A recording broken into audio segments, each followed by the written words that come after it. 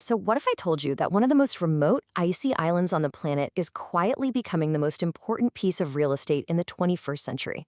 Yep, we're talking about Greenland, and it's playing this absolutely central role in a whole new era of global power. When most of us hear the word Greenland, that's exactly the picture that pops into our heads, right?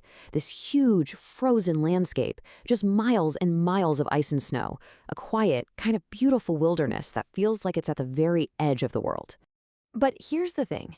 That perception, it's missing the real story. In fact, it's dangerously outdated. Because what's happening under all that ice is that Greenland is quickly becoming one of the most critical strategic spots on the entire planet. And its future? Well, it's directly tied to the security of the United States. So how did we even get here? Well, that's what we're going to break down. We're going to peel back the layers, starting with why it's more than just ice.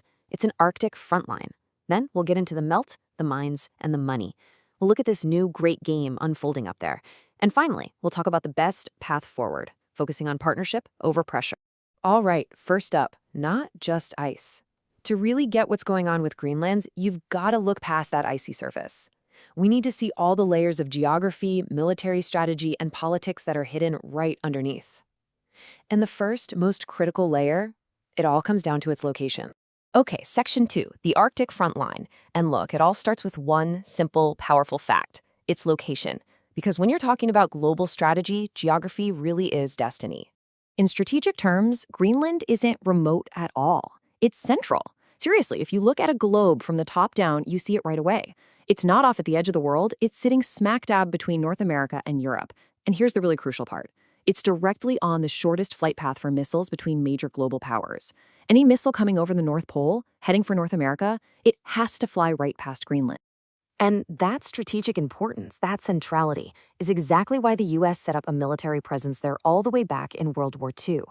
That presence is now centered at what's called Patuxent Space Base.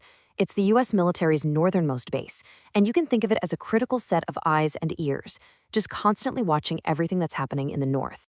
So what does this base actually do? Well, let's break it down.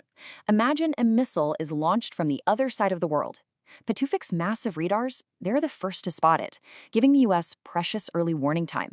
The base is also our eye in the sky, tracking satellites and keeping tabs on all kinds of activity across the entire Arctic.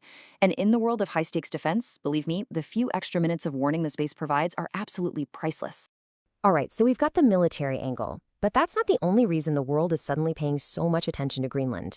There's a much bigger force at play here, and it's completely reshaping the island's future: climate change. And as the ice melts, you get mines, and with that comes money, and, well, a whole lot of new potential for conflict. I mean, the science is crystal clear on this. The Arctic is warming up way faster than any other place on Earth.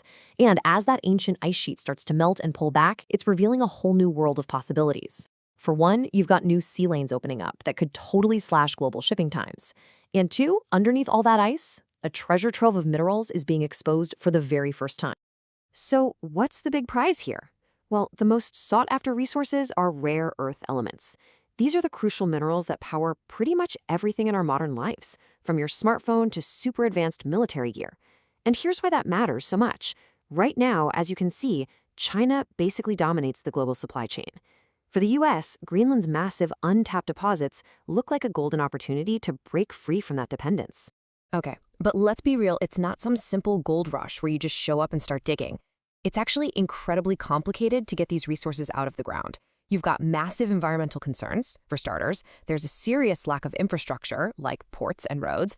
And maybe most important of all, you have the domestic politics within Greenland itself. Just look at the Kvanefjeld mining project. It got halted because of concerns over uranium. That's proof right there that at the end of the day, Greenland and only Greenland gets to decide what happens on its land. So let's recap. You've got this incredibly strategic piece of real estate, and you combine it with all this untapped mineral wealth. What do you get? Well, one thing's for sure, you get competition. The Arctic is fast becoming the stage for a new great game between world powers. So you might be asking, who else is paying attention? Because you can bet the United States isn't the only country that sees what's happening. So who are the other big players making moves up in the Arctic? So the chessboard is pretty much set with three major players. You've got the United States, focused on security and working with its allies.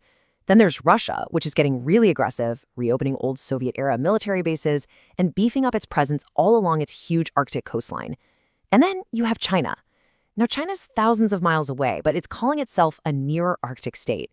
It's pushing this idea of a polar Silk Road, which is really just a huge play for resources and new shipping routes.